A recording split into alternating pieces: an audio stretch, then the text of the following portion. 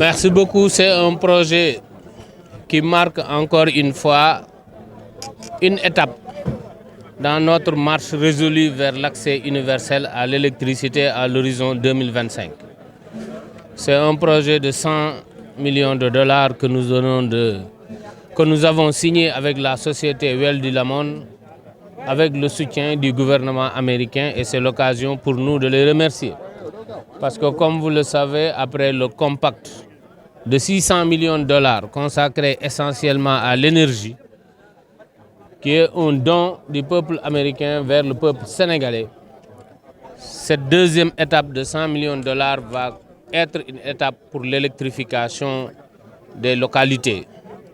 Comme vous le savez, son Excellence, Monsieur le Président de la République, nous a demandé de faire l'accès universel à l'électricité à l'horizon 2025.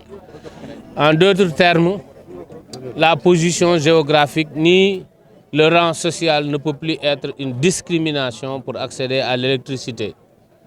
Quand on voit ce village Babacar Mbaye, ici, dans la commune de Fandène, dans la région de Thiès, accéder à l'électricité par réseau, donc c'est pour dire que les inégalités vont être brisées, les fractures vont être réduites, pour permettre à tous les Sénégalais d'avoir les mêmes droits, à savoir accéder à l'électricité si nous le voulons. L'innovation de ce projet, c'est qu'en dehors de l'accès à l'électrification, nous avons accompagné un volet branchement. Parce que souvent, c'est une barrière à l'entrée pour les ménages les plus vulnérables qui n'ont pas souvent les moyens pour faire les installations intérieures. Nous en avons tenu compte. En d'autres termes. Lorsque l'électricité va arriver à ce village, beaucoup de ménages vont pouvoir en bénéficier. Nous sommes heureux que les femmes, les jeunes puissent témoigner pour dire ce que l'électricité va leur permettre d'accomplir. Les tailleurs, les autres ouvriers qui se déplaçaient dans d'autres contrées parce que simplement ils n'ont pas l'électricité pour utiliser les équipements n'auront plus besoin de le faire. Désormais, ils resteront ici à Kër Babacar Mbaye et vont utiliser les technologies d'Internet et de Facebook pour pouvoir vendre leur équipement et mettre à disposition leurs compétences pour l'ensemble des Sénégalais. Donc voilà la vision de son Excellence, Monsieur le Président de la République pour l'électrification. Ça ne signifie plus amener de la lumière. Mais l'électrification va désormais correspondre au développement des activités socio-productives dans toutes les localités que nous aurons à électrifier. Bien sûr, parce que nous l'avons expliqué, c'est un réajustement qui ne concerne pas justement les ménages les plus vulnérables. Parce que lorsque vous avez une clientèle et que 48% de cette clientèle n'est pas concernée, on ne peut pas parler de hausse. Ce qui s'est passé, c'est qu'aujourd'hui, nous devons nous réajuster et on a été face à une situation pour laquelle nous avons utilisé les valeurs sénégalaises, à savoir la solidarité, pour nous permettre d'avancer. Parce que, comme je vous l'ai dit, nous sommes convaincus que nous pouvons arriver à l'accès universel à l'électricité à l'horizon 2025. Maintenant, l'horizon, sur le chemin, on aura des embûches et tout, mais nous sommes déterminés.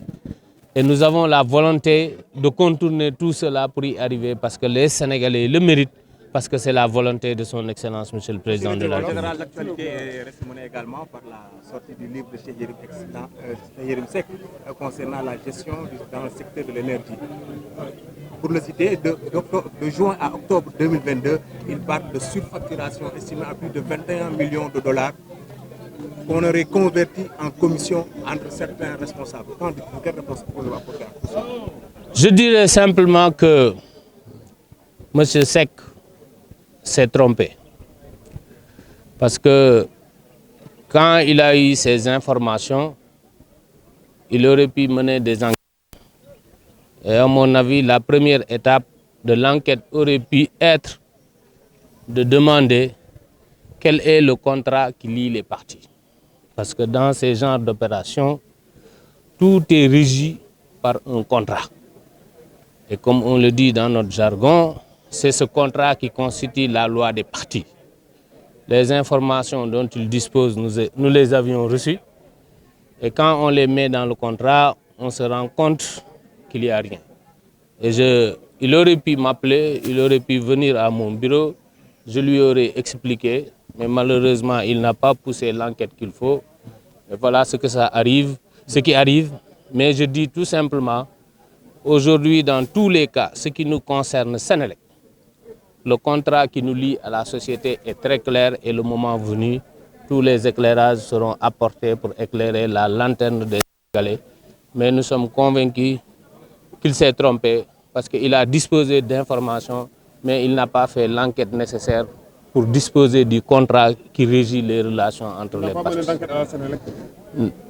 Enquête à la Senelec, ça doit commencer par moi, qui suis le directeur général. Et que malheureusement, il ne m'a pas appelé, il n'a pas demandé à me voir. Donc, et il n'a pas parlé non plus dans son livre du contrat d'achat d'énergie qui réglemente les relations entre Senelec et cette société. Ok, voilà.